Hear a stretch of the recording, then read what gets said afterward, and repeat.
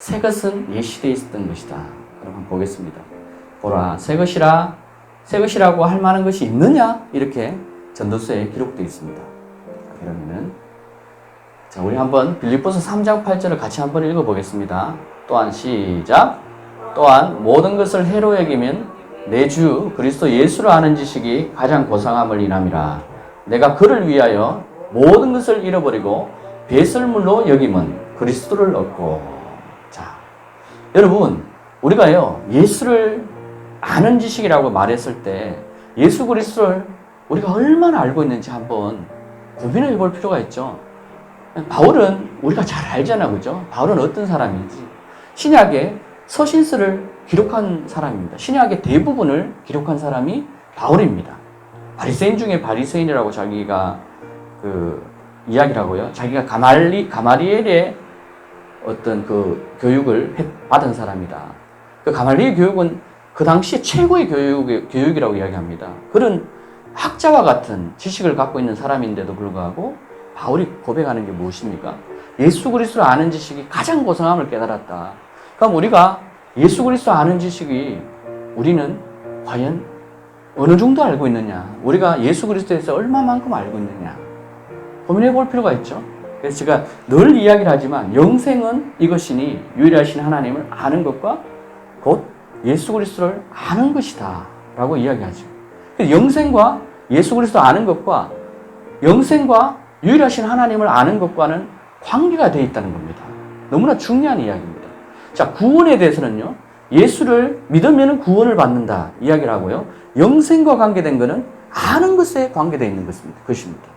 그래서 구원과 영생을 구분하시기 바랍니다. 제가 구분하라면 조금 이상하게 생각할 수 있는데, 자, 우리가 출애굽기를 한번 생각해 봅시다. 늘 제가 말씀드렸다시피 출애굽의 모든 백성들이 그 홍해 바다를 지나가면서 침례를 받았다고 성경 히브리서에 기록되어 있죠.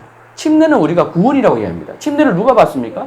예수 그리스도를, 그러니까 하나님을 고백하고 믿는 자들이 침례를 받지 않습니까? 그런데도 불구하고 그들이 광야에서 시험에 든 자들은, 또 불평한 자들은 다 어떻게 됩니까? 떨어져 나간다고 되어 있습니다. 그래서 그와 같이 너희가 그 교훈을 너희가 듣고 너희들도 떨어져 나가지 않도록 오직 주님을 붙들어라. 예수 그리스도를 붙들어라. 그래서 그 지식이 여러분들이 점점점 말씀을 통해서 여러분들이 찾고 또 이 자리를 통해서 여러분들이 듣고 깨닫게 되면은 그 놀라운 기쁨과 은혜가 여러분 속에 있고요.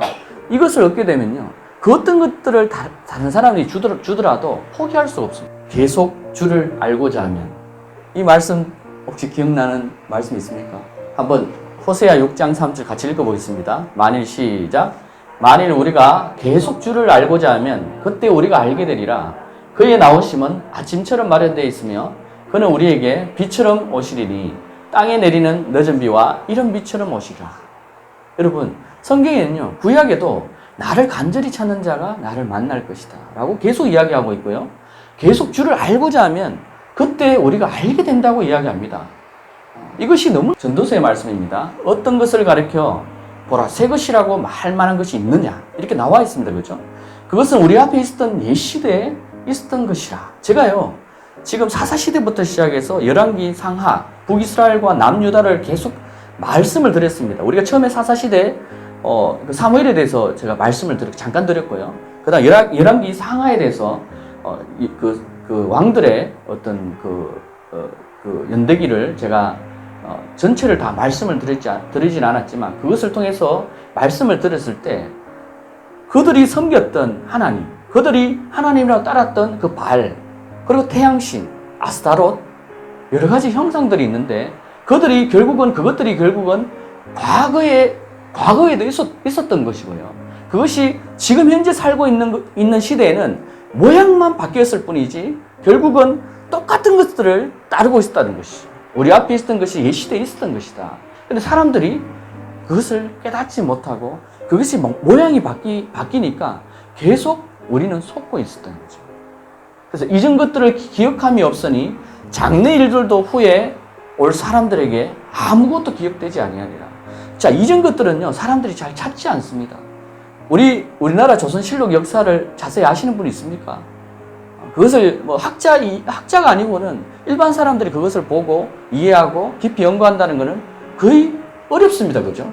저도 솔직히 제가 이 자리에 있지 않으면은 이렇게 깊이 있게 들어가 보지도 않았죠. 솔직히 말해서. 근데 막상 말씀을 연구하고 들어가 보니까 이게 아니구나.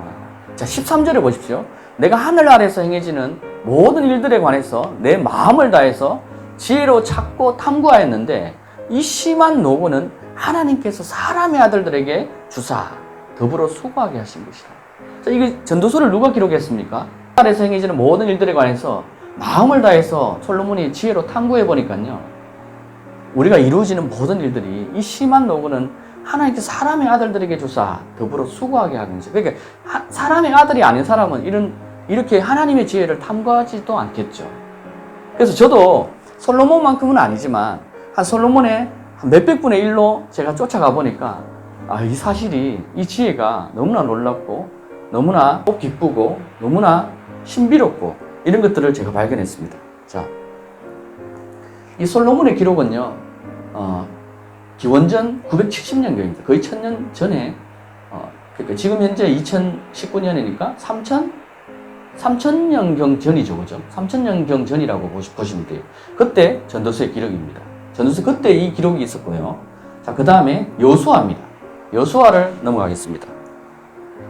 자, 만일 주를 섬기는 것이 너희에게 악하게 보이거든 하수 건너편 갈대아 우르입니다. 우르에서 너희 조상이 섬기던 신들이거나 너희가 거하는 땅 가나안의 아모리인의 신들이들 간에 너희가 섬길 자를 오늘날 너희가 택하라. 그러나 나와 내 집은 주를 섬기리라. 아브라함을 어디에서 불렀습니까? 갈대아 우르에서 불렀습니다. 하수 건너편이라고 이렇게 표현되어 있는데요. 그때 아브라함의 아버지인 데라가 어떻게 그 당시에 주변의 모든 사람들이 우상의 조각을 만들었고요. 그것이 하나님이라고 섬겼던 곳입니다. 그래서 너희가 주를 섬기는 것이 너희에게, 주님을 섬기는 것이 악하게 보이거든 다시 너희 섬길 자를 택하라고 이야기합니다. 지금 여호수아를 통해서 너희가 거하는 땅. 자, 이제는 갈대아 우르에서 하나님이 아브라함을 부르시고 아브라함과 그의 자녀와 그의 족속들을 부르시고 하나님께서 가나안 땅으로 거하게 하셨습니다. 그리고 모세 다음에 여호수아가 세워졌습니다. 그래서 너희가 이제 거하는 땅은 가나안이 되었습니다. 이스라엘이 거하는 땅은 가나안이 되었는데 그 가나안 땅에도요, 아모리인들의 신들이 너무나 많습니다. 신이라고 이야기하지 않습니다. 신들이라고 합니다. 너무 많기 때문에 신들입니다. 신들이든 간에 너희가 섬길 자를 우리가 택해야 됩니다. 자, 여호수아는요, 1500년, 기원전 1500년, 더 이전이죠. 더 이전의 기록입니다. 이사야 26장 13절은요, 이제 좀 더 가깝죠. 2000년에서 점점 가까워집니다. 그죠? 기원전이니까 이게 숫자가 거꾸로 갑니다. 헷갈리지 마십시오. 네, 거꾸로 가고 있습니다. 좀 헷갈릴 수 있는데 거꾸로 갑니다. 그래 695년이면은 2000년 전에 우리가 BC와 기원전과 기원후를 나누신 분이 누구십니까? 예수 그리스도죠. BC, Before Christ. 그 다음에 AD, 아노 도미니, 예수 이후, 예수 이전으로 나눠집니다. 예수가 역사의 중심입니다. 히스토리 할 때 우리말로 무슨 말입니까? 우리가 전도할 때 이런 말을 많이 쓰잖아요. 히스토리, 역사, 그의 이야기입니다. HISTORY. 누구의 이야기? 예수의 이야기입니다. 이 성경은요, 성경은 사람들이 묻죠. 예수님이 바리새인들이 묻습니다. 너희가 성경을, 영생을 얻고자 성경을 상고하는데 읽는데 그 성경이 누구에 대한 기록이다? 나에 대한 기록이다. 그래서 우리가 이 말씀을 보거나 성경을 읽을 때 예수를 빼버리고 읽는다면 그냥 교훈밖에 안 됩니다. 그래서 항상 말씀을 읽을 때 이 말씀에서 예수님의 영광이 어떻게 드러나는지를 생각하시면서 말씀을 읽으시고요. 그리고 내 삶에 적용하시면 큰 도움이 됩니다. 자, 여호와 우리 하나님이시여 주 외에 다른 주들이 우리를 관할하였사오나 우리는 주만 의지하고 주의 이름을 부르리다. 여러분, 이때는요, 이스라엘 백성들 안에서 이야기예요. 이스라엘 백성들 밖에서 이방 신들을 말하는 게 아니고 이스라엘 백성들이 가나안에 들어가고 이 정복했는데요. 이스라엘 백성들이 결국은 이 아모리인의 신들을 섬기고 또 태양신을 섬기고 바알을 따른 것들에 대해서 이야기하고 있는 겁니다. 주 외에 우리가 온전한 주님을 섬겨야 되는데 주 외에 다른 주들을 사람들이 따라가는 것입니다. 지난주에 금요일날 우리가 제가 말씀을 드렸죠. 이 아합과 엘리야의 싸움에 있어서 어떻게 엘리야와 450인의 그 바알의 제사장 450인의 제사장과 전투를 할 때 너희가 바알이 하나님이면 그를 택하고 주가 여호와가 하나님이면 여기를 택하라 했을 때 바알의 선지자가 엘리야에게 오는 사람이 한 명도 있었다 없었다? 한 명도 없었습니다. 다들 바알을 택해서 그것이 옳다고 바알이 하나님이라고 그렇게 인정을 했습니다. 놀랍지 않습니까? 어떻게 하나님이 선택한 이스라엘 백성이 바알이 하나님이라고 고집을 부리냐는 거죠. 그러면 그것을 통해서 오늘날 우리에게 무엇을 말하는지 그걸 나와 전혀 상관이 없지 않느냐라고 생각할 수 있는데요. 그렇지 않습니다. 하나님께서 실로를 연구해보라고 이야기합니다. 성경에. 실로가 왜 망했는지 너희가 깊이 있게 생각해보고 돌아봐라. 그러면은 내가 예루살렘을 멸망시킬 것을 너희가 알게 되리라. 이런 이야기를 계속합니다. 자, 예레미야 2장 8절. 제사장들은 주께서 어디 계시냐라고 말하지 아니하였으며 법을 다루는 자들은 나를 알지 못하였고 목자들도 나를 거역하여 범죄하였으며 선지자들은 바알을 힘입어 예언하였고 이롭지 못한 것들을 따라 행하였느니라. 여러분, 하나님의 구원받은 백성들이 이렇게 이야기를 하고 있죠. 선택받은 백성들입니다. 선택받은 백성들은요, 오늘날 우리에게 구원받은, 예수 이름으로 구원받은 백성들을 향해서 이야기를 하고 있습니다. 성경은요, 이스라엘을 향해서 이야기하고 있습니다. 성경은요, 우리에게 향해서 얘기하고 있는 것입니다. 제사장들이 그때 어떻게 해요? 법을 다루는 자들이 하나님을 알지 못합니다. 놀랍지 않습니까? 이때 법을 다루는 사람들이 보면은 예수님 오셨을 때 바리새인들을 보면 이해할 수 있습니다. 예수님이 진리신 그분이 또 하나님이신 그분이 자기들 앞에 있는데 전혀 모르죠. 그리고 자기들은 성전에서 수많은 제사를 드리고 하나님께 영광을 돌렸다고 생각하고 우리는 모세의 후손이다. 우리는 아브라함의 후손이다. 너는 도대체 누구의 하나님의 아들이라고? 이 미친놈아, 너는 발세불의 아들인 걸 네 입으로 증명하는도다. 이 죽어라 하고 십자가에 못 박아버려. 그렇게 악독하게 그런 짓을 저지른다는 거죠. 제사장들이 법을 다루지 않기 때문에 하나님을 알지 못합니다. 법을 다루는데도 하나님을 깨닫지 못합니다. 왜 그럴까요? 하나님을 구하지 않았고 하나님을 찾지 않아서 저는 그렇다고 봅니다. 목자들도 나를 거역하여 목자들도 마찬가지로 제사장이죠. 목자들도 나를 거역하여 범죄하였으며 선지자들은 바알을 힘입어 예언. 오늘날 예언 사역을 하는 사람들이 굉장히 많습니다. 예언 사역자들도 바알을 힘입어서 예언한 일들이 많이 있죠. 우리가 로마 카톨릭이 다 하나로 뭉쳐지는 것을 모든 종교가 하나로 뭉쳐진 것을 제가 매 설교 때마다 마지막에 여러분들에게 말씀을 드렸는데 그들이 사람들에게 수많은 예언을 했던 자들입니다. 그리고 예언이 이루어진 것도 있고 치유도 일어났었습니다. 하지만 만약에 바알을 힘입어 예언하였다면 주여 한다고 해서 주님 앞에 갈 수가 없습니다. 주님이 모른다고 이야기하겠죠. 자, 이롭지 못한 것들을 따라 행하였느니라. 이롭지 못한 것들을 따라 행한 것은 자기의 생각과 자기의 길로 그냥 간 거예요. 그래서 주님이 지금 여기 보면 그 다음에 내용이 나옵니다. 예레미야 2장 23절을 우리 같이 한번 읽어보겠습니다. 나는부터 시작. 나는 더럽혀지지 않았으며 나는 바알들을 쫓지 아니하였다. 내가 어찌 말할 수 있겠느냐. 골짜기 안에 있는 내 길을 보라. 내가 행한 것을 알라. 너는 길을 횡단하는 빠른 단봉 낙타라. 너희가 도둑질하고 살인하며 간음하고 거짓 맹세하며 바알에 분향하고 너희가 알지 못하는 다른 신들을 쫓아 행하면서 또 내가 사마리아의 선지자에게서 어리석음을 보았나니 그들이 바알로 예언하며 내 백성 이스라엘로 그릇되게 하였도다. 자, 보십시오. 그때 하나님의 백성, 하나님의 선택된 이스라엘이요, 자기 입으로 하나님께 이렇게 이야기합니다. 하나님, 우리가 언제 바알을 쫓았습니까? 나는 바알을 쫓지 아니하였습니다라고 이야기합니다.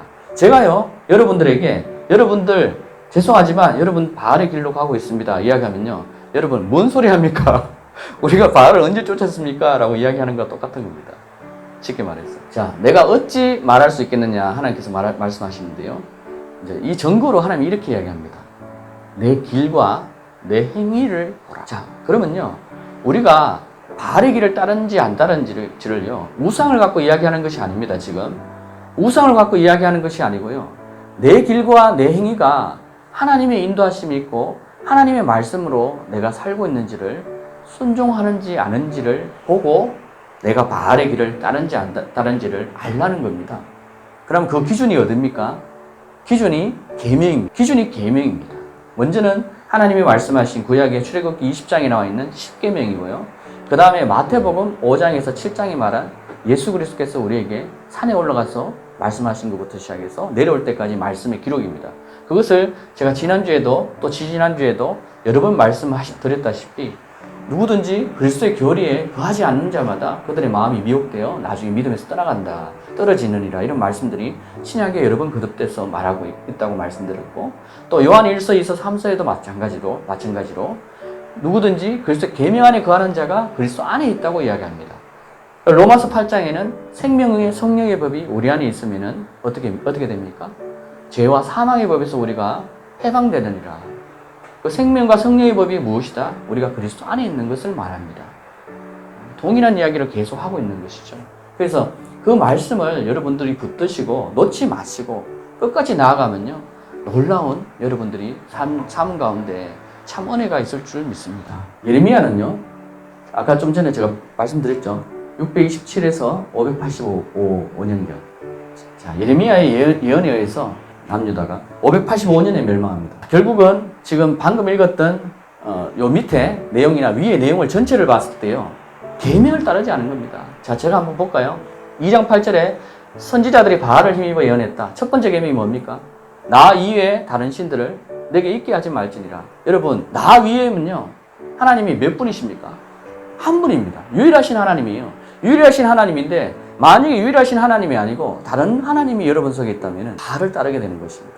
중요한 이야기입니다. 제가 이제 하나씩 여러분들에게 정말로 하나님이 어떤 분인지를 여러분들에게 하나씩 양파를 벗기듯이 제가 벗겨드릴 거고요. 만약에 여러분들이 이 말씀대로 절대 따라오시면 하나님의 뜻도 알게 됩니다. 하나님의 뜻이 무엇인지, 우리를 향하신 뜻이 무엇인지 곳곳에 드러나 있는 것들을 많이 우리가 알 수 있죠. 그 다음에 행위, 내 행위를 보라. 너의 길과 너의 행위를 보라. 그 행위가 뭐죠? 도둑질하고 살인하고 간음하고 거짓 맹세하고 이렇게 했다는 거예요, 사람들이 지금 현재 결국은. 자, 그러면요, 이 도둑질하고 간음하고 거짓 맹세하고 이 바알은 당연히 첫 번째 계명에 벌써 어긋나는 거고요. 알지 못하는 신들 쫓아내는 것도 첫 번째 계명에 어긋나는 거고요. 도둑질하지 말라, 내 이웃을 향해서 도둑질하지 말라는 것도 계명에 어긋나는 거죠. 살인하지 말라는 것도 계명에 어긋난 겁니다. 간음도 계명에 어긋나는 겁니다. 거짓 맹세도 마찬가지입니다. 거짓말도 마찬가지입니다. 예수 그리스도가 오셔가지고 똑같은 이야기를 했습니다. 도둑질하는 것과 또 살인하는 것. 살인은 예수님은 오셔가지고 마음의 문제까지 이제는 건드렸습니다. 너희가 마음속에 어떻게 그런 마음만 품어도 살인한 것이다. 사람을 미워하는 마음만, 형제를 미워하는 마음만 있어도 너희가 그 형제를 칼로 들고 치려는 것과 똑같다 라고 이야기를 했지 않습니까? 또 간음 문제도 마찬가지입니다. 그 당시에는 제가 여러분들에게도 말씀드렸다시피 간음을 저질러야지 법으로 문제가 되지만, 하나님의 그 십계명법에 문제가 되지만, 예수 그리스도가 오셔가지고 지나가는 여인 보고 엄란한 마음을 품는 자마다 간음하였느니라. 마음 문제까지 다루기 시작했습니다. 예수 그리스도께서. 그래서 이 구약의 백성들이 이 쉽게 말해서 그 저질러야지 죄를 짓는 것도 제대로 자기들이 힘들어서 못 지켰잖아요. 그 신약의 백성들이 와가 갑자기 예수님이 마음의 문제까지 건드려 버리니까 이거는 뭐 어떻게 됩니까, 그죠? 그래서 이 길로 가는 자들은 주님을 의지할 수밖에 없고 그러니까 하나님 안에 있는 그 하나님의 영, 예수 그리스도 안에 있는 그리스도의 영, 그분이 우리가 말하는 성령 아닙니까, 그죠? 성령께 영에게 쉽게 말해서 정확하게 이야기하면 하나님의 영입니다. 하나님의 영에게 우리가 의지할 수밖에 없죠. 하나님의 영이 곧 우리가 하나님이시죠. 자, 그렇게 우리가 계명에 집중해야 됩니다. 계명에 집중하지 않을 것은요, 제가 저번에 한번 기회가 되면 말씀드리는데 히브리서에 대해서 말씀을 꼭 드릴 겁니다. 히브리서에 보면은 그 부분에 명확하게 나와 있습니다. 그래서 제가 그걸 또 이야기하면은 한 세네 번 정도 이야기를 해야 되기 때문에 시간이 너무 부족해서 짧게 그냥 우리가 계명을 따르지 말아야 될 건 뭐다? 폐해진 거는 뭐다? 제사제도. 제사장들이 피를 내고 제사 지내는 그런 제사지대는 다 폐해졌다. 그 다음에 절기와 안식일에 대한 부분은 지금도 논란이 많습니다. 지금도 논란이 많아서 지켜야 된다? 지키지 말아야 된다? 이런 논란이 굉장히 많은데 저는 그것도 한번 제가 다룰 겁니다. 그 문제가 오늘날 신학자들과 교회 안에서 계속 문제가 되고 있습니다. 그걸로 인해서 야 너는 완전히 잘못됐다 이렇게도 이야기하기도 하고요. 너무나 이게 문제가 되는 것들이라서 그것을 너무나 가볍게 다룰 수는 없고 나중에 시간이 되면은 율법에 대해서 한번 또 다루겠습니다. 그래서 제가 여러분들에게 말씀드리는 거는 계명은요 도덕법입니다. 율법에서 말하는 그 계명은요 도덕법을 말합니다. 도덕법이죠. 행위법을 말하는 것이 아닙니다. 이것을 하고 뭐 저것을 하고 뭐 이런 것이 아닙니다. 유대인들은요 바리새인들의 율법이 몇 개입니까? 바리새인들의 율법이라 말하는 건 토라입니다. 그러니까 창출 레민신 구약 성경만 바리새인들을 보죠. 바리새인들의 율법이 몇 개라고 생각하십니까? 우리는 율법이 몇 개입니까? 여러분들에게 묻겠습니다. 우리가 이 율법, 이 성경은 하나죠. 전체로 하나죠. 그럼 바리새인들은 몇 개라고 생각하십니까? 한 개입니까? 이야, 우리 명성이가 맞아서 두 개입니다. 바리새인들은 두 개입니다. 토라 하나님 기록된 말씀이 있고요. 하나는 그 행위법.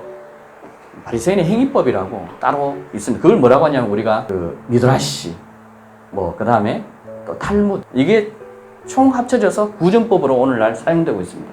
그게 과거의 역사가 언제부터 시작되냐면은 좀 전에 우리가 봤던 여호수아로부터 시작해서 바리새인들이 그 법을 지켰다 해서 그 법을 만들어서 제가 지난번에 말씀을 드렸는가 제가 한번 여러분들에게 말씀을 기억지 않았는데 어쨌든 다시 한번 들으신다 생각하시고 바리새인들의 율법의 가장 기초가 되는 게 뭐냐? 손 씻는 법입니다.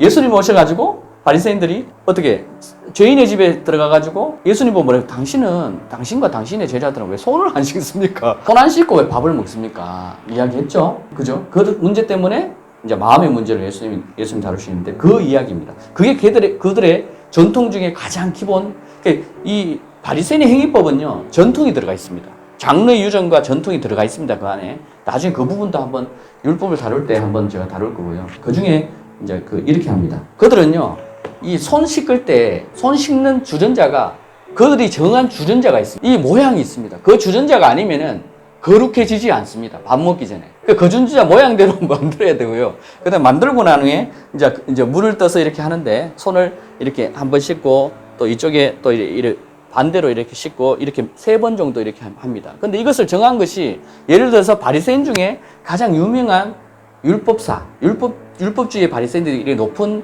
뭐라고 해야 됩니까? 거기에서 그 중에서 가장 높은 덕망 있는 어떤 바리새인이 3번 이야기했는데 이 사람이 죽고 다른 덕망 있는 사람이 세워졌잖아요. 그럼 이 사람이 아니다 4번이다 하면요 그 사람이 법입니다. 그게 바리새인의 행위법입니다.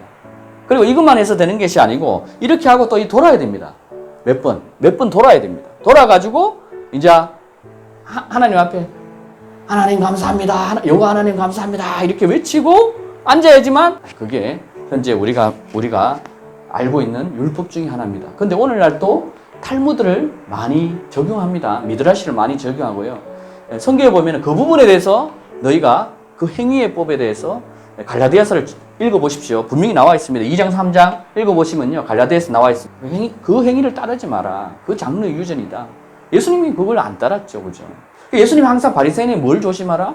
누룩을 조심하라. 그 누룩이 뭔지를 성경에 갈라디아서와 뒤에 로마서와 히브리서에 이렇게 계속 여러 번 이야기를 하고 있습니다. 그래서 말씀을 찾으면 보이게 되어 있습니다. 에스겔서 8장, 9장을 한번 보겠습니다. 자, 에스겔 선지자에게 하나님의 손이 임하면서 에스겔에게 여러 가지 이상과 환상을 보여주는 장면입니다.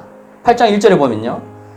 주 하나님의 손이 거기서 내게 임하시더라. 그가 손의 형체를 내밀어 내 머리 한 타래를 잡고, 그러니까 머리카락을 잡고 그 영이 땅과 하늘 사이로 나를 들어올리며 하나님의 환상들 안에서, 환상 안에서 예루살렘으로 나를 이끌어 북쪽. 제가 말씀을 드리려고 하는 게 뭐냐면요.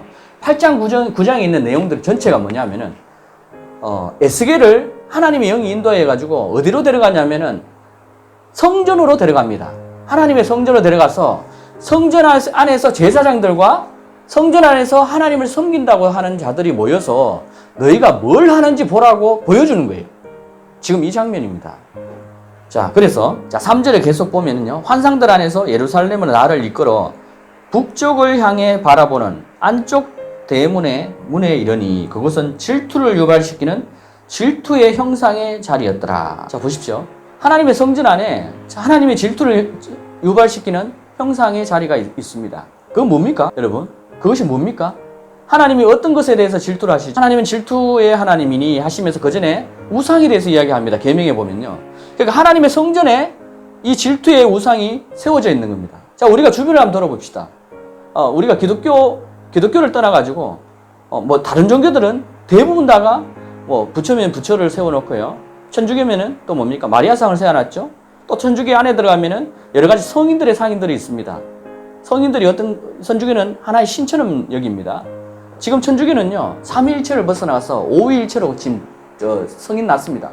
자료를 찾아보시려면 가보십시오. 삼위일체를 인정했다가 이제는 거의 사위일체에서 오위일체. 사위일체는 왜 사위일체를 받아들였냐면은 마리아를 여신으로 등급을 올리면서 사위일체로 인정하기 시작했고요. 오일체로 한 거는요, 베드로가 세운 교회가 천주교 아닙니까? 천주교에서는 그렇게 이야기해요. 일대가 베드로다. 반석을 이야기하면서 하나님의 말씀을 또 이해하고 그렇게 하죠. 세워가지고 그때 베드로부터 시작해서 많은 사도들, 그리고 사도들 이후에 성인들, 테레사 수녀도 마찬가지고요. 또 콘스탄티노플의 그 어머니인 헬레나도 마찬가지. 헬레나도 여신입니다. 제가 저번에 한번 말씀드렸죠? 하늘의 여왕, 이런 형태로 해서 한번 말씀을 드렸는데, 그런 식으로 성인들을 하나의 신호로 섬깁니다. 그래서 그들이 우리에게 생명을 준다고 지금 하고 있습니다. 오늘날 우리도 알게 모르게 그런 부분이 있습니다. 제가 나중에 때가 되면 싹 한꺼번에 보여드리면은 여러분들이 이해할 수 있습니다. 자, 이렇게 또 한 번 더 볼까요? 6절도 한번 볼까요? 인자야, 너는 그들이 무엇을 하는지 보느냐? 이스라엘 집이 여기서 큰 가증함을 행함으로 내가 나의 성소로부터 멀리 떠나가야 하지 않겠느냐? 그러나 너는 다시 돌이키라. 그러면 내가 더 큰 가증함을 보리라 하시고 그가 나를 뜰의 문으로 이끄시기에 내가 보았더니 보라 담에 구멍이 있더라. 이렇게 되어 있죠. 8절에 인자야 지금 그 담을 파라. 담을 팠더니 보라 문이 있더라. 9절 들어가서 그들이 여기서 행하는 악한 가증함을 보라. 10절에 보라 갖가지 모양의 기어다니는 것들과 가증스러운 짐승들과 이스라엘 집의 모든 우상들이 사면 담에 그려졌더라. 여러분, 교회예요. 교회에 하나님의 성전에 뭔가를 많이 그려놨습니다. 그죠? 우리가 교회 가면요, 제가 이제는 교회를 또 이야기해 보겠습니다. 이렇게 위에 보면은 막 사면 담에 벽에 성경은요, 조각하거나 우상을 형태를 만드는 걸 금하고 있습니다. 사도행전에 보면은 바울입니까? 베드로입니까? 이 하나님 말씀을 선포하는데 그 지역이 우상을 만드는 지역이었어요. 그래서 하나님 복음이 들어가 버리니까 그 우상을 깨닫고 사람들이 그 우상을 사지 않습니다. 이 만들어 파는 장사꾼들이 팔리지 않으니까 이 복음을 전하는 자들을 핍박합니다. 이 지방에서 떠나가라고 이야기합니다. 무슨 말인지 이해되시죠? 우리가 분명히 계명에 기록되어 있는데도 우리가 오늘날 듣지 않습니다. 계명에 분명히 하나님이 하늘로나 땅으로나 바닷속에나 그 어떤 모양이나 형상 가지고도 만들지 말라고 이야기했죠. 자, 베드로의 형상을 만들어야 했다 해서 이거는 성경적이다 말할 수 있습니까?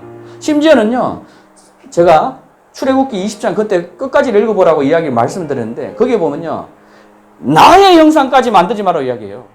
하나님이요, 자기의 형상까지 만들지 마라 이야기해요. 무슨 말인지 이해되십니까? 하나님이 자기의 형상까지 만들까 싶어서 그것을 우상으로 세워서 하나님 이렇게 할까 싶어서 그렇게 이야기하시는 분이 우리 아버지입니다. 사람이 이렇게 해요. 미혹이 쉽게 듭니다. 뭔가가 만들어지면요, 소원 같은 거 만들어서 하나님이라 하고요, 십자가를 놔둬놓고 여기에 예수님을 붙여놨습니다. 이것도 여러분들이 형상이 될 수 있습니다. 쉽게 말해서. 왜냐하면은 주님께서 본인을 향해서 내 형상도 만들지 말라고 했는데, 그럼 우리는 이걸 이야기하면서 이거는 괜찮지 않습니까? 예수님의 십자가를 상징하지 않습니까? 이렇게 말할 수 있는데, 하나님 본인 형상 가지고도 만들지 마라 한 거는 그 어떤 것도 만들지 말라는 거죠. 그래서 우리가 십자가를 이 천주교에 가면 뭐라고 합니까? 이거 묵주라고 합니까?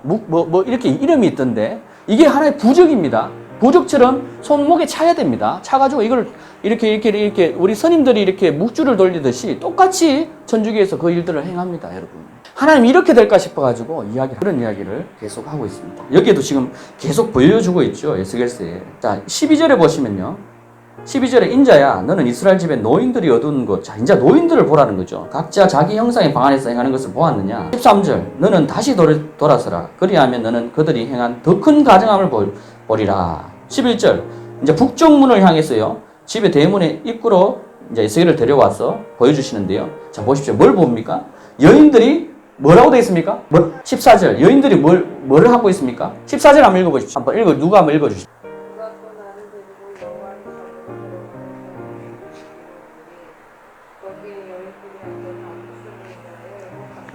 자, 누구를 위해서 애곡합니까?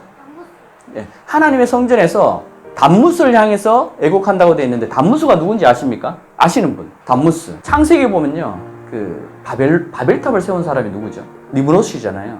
니므롯의 아내가 세미라미스죠. 통해서 난 아들의 이름이 뭡니까?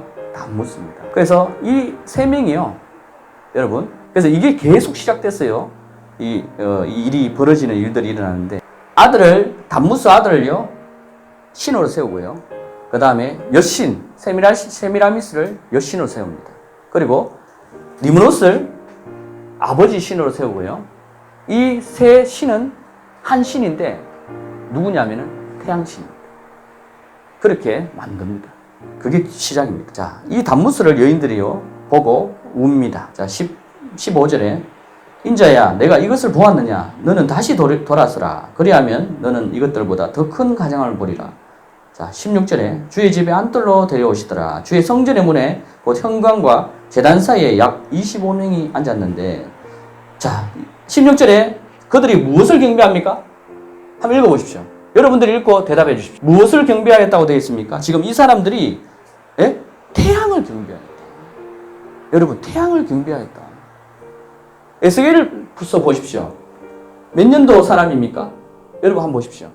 기원전 592년에서 570년경이면요. 언제입니까? 예루살렘, 남유다의 멸망에 있었던 사람이에요. 그때 선지자입니다.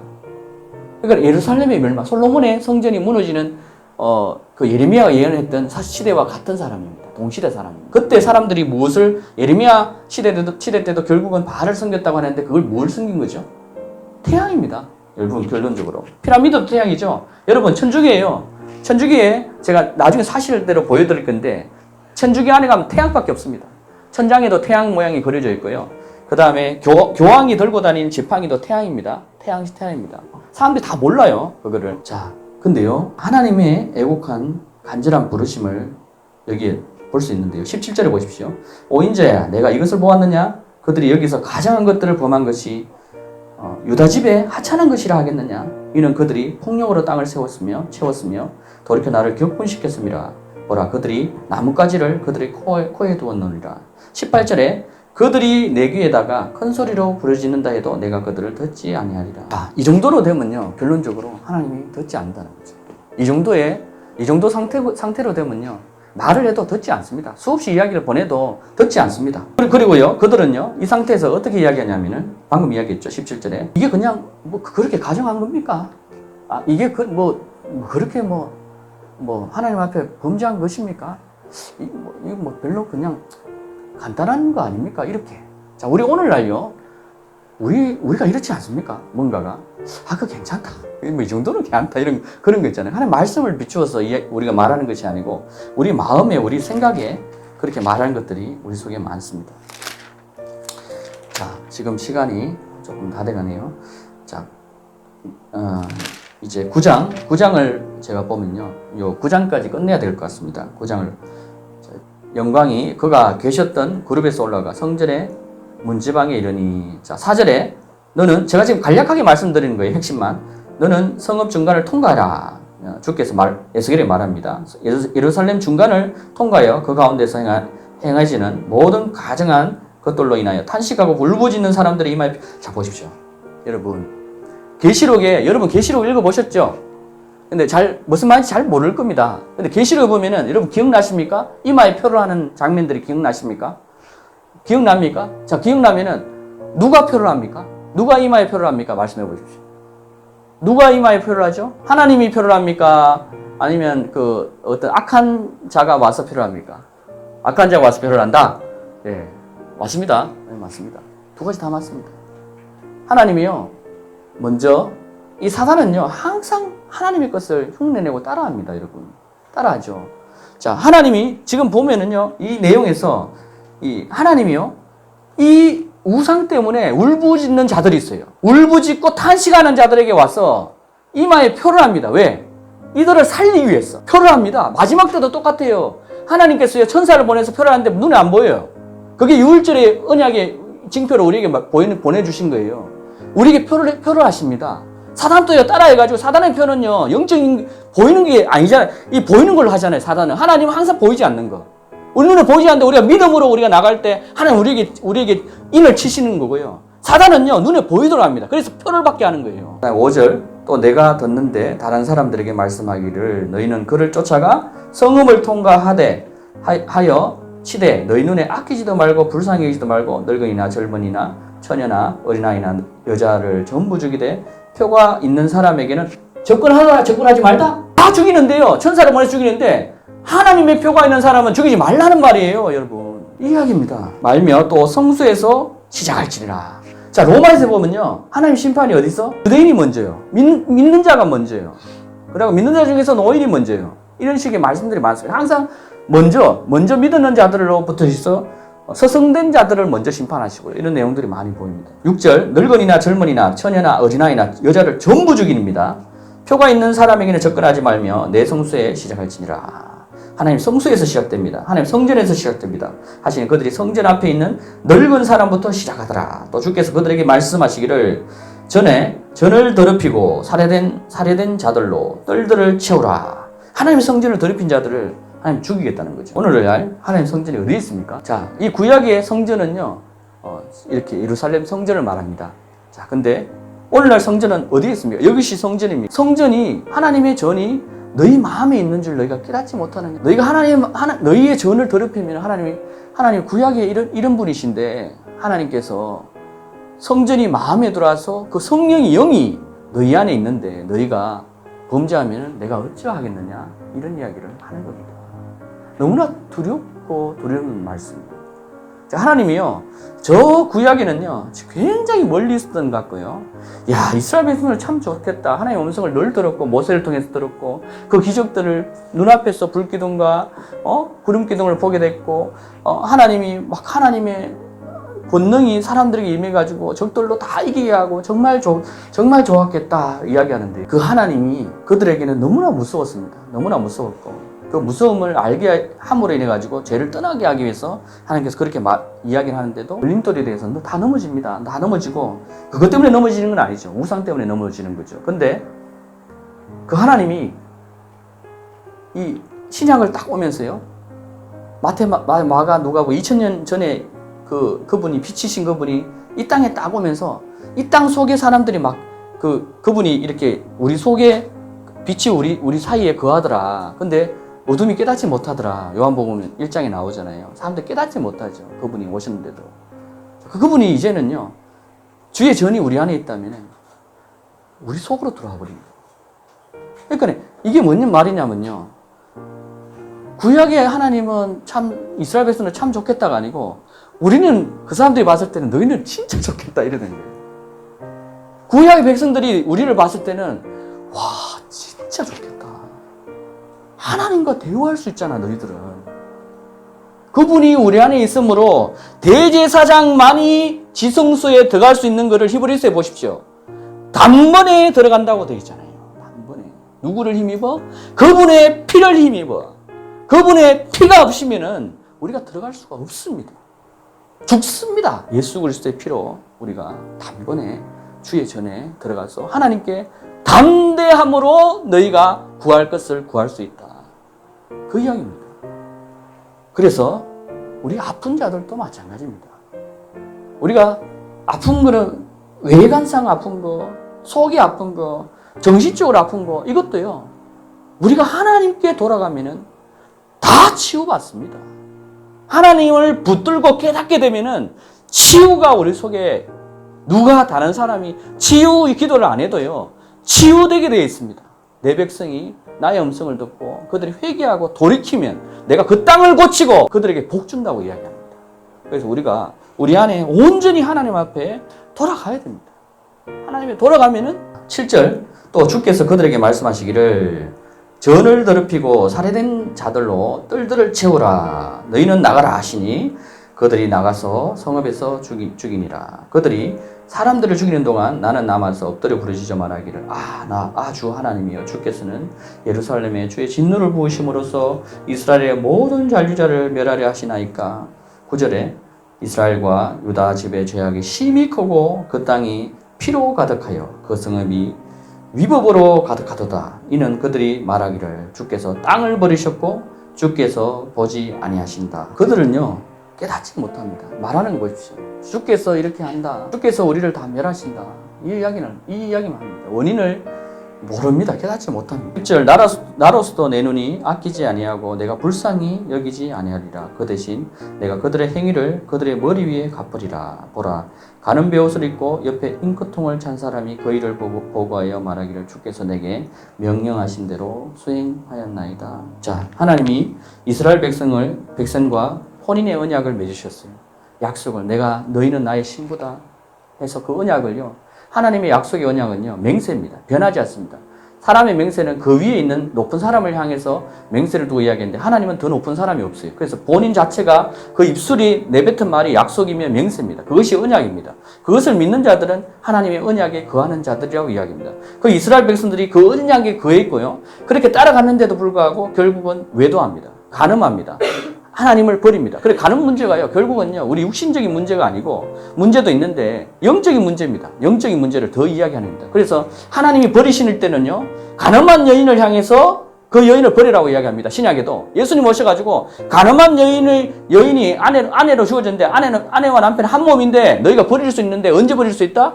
그 여자가 가늠하거나 그 남자가 가늠할 때 하나님이 이렇게 버리시겠다는 거예요, 여러분. 그게 그 문제입니다. 그래서 이 가늠 문제는요 우상과 같은 거예요. 결국은 가늠은 왜 하냐? 우상을 섬긴 거예요. 자기 남편이 자기만 바라봐야 되는데 다른 남자에게 눈을 돌린 거예요. 우상 문제예요, 결론적으로. 이 우상 문제가 너무나 크다, 심각하다는 것을 제가 말씀드려요. 그러니까 간음을 수없이 해도요 하나님께 돌아가면 삽니다. 너희가 수없이 간음을 해도 행음을 해도 내게 돌아오라. 너희들은 한번 간음한 여자에게 너희가 가겠느냐?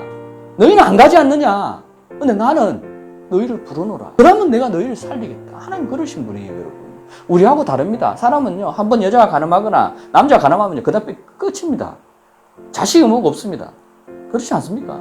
하나님 그렇지 않습니다. 돌아오면은 내가 너희를 살리겠다. 이 말을 하고 있는 거예요. 그래서 간음 문제를 갖고 교회에서 이야기를 제대로만 하면은 간음을 저지르는 사람도 돌이켜서 올 수가 있습니다. 근데 간음이 죄다 이래보면요 사람들이 누가 오겠습니까? 여러분 간음을 저질러도 하나님 앞에 돌아오면 삽니다. 그 내용을 이야기해 줘야 된다는 거죠. 우상 문제입니다. 우상 문제. 더 깊이 이야기하면 그 문제를 깨달으면요 내 삶에서 내 육신의 문제도 해결될 겁니다. 자동적으로.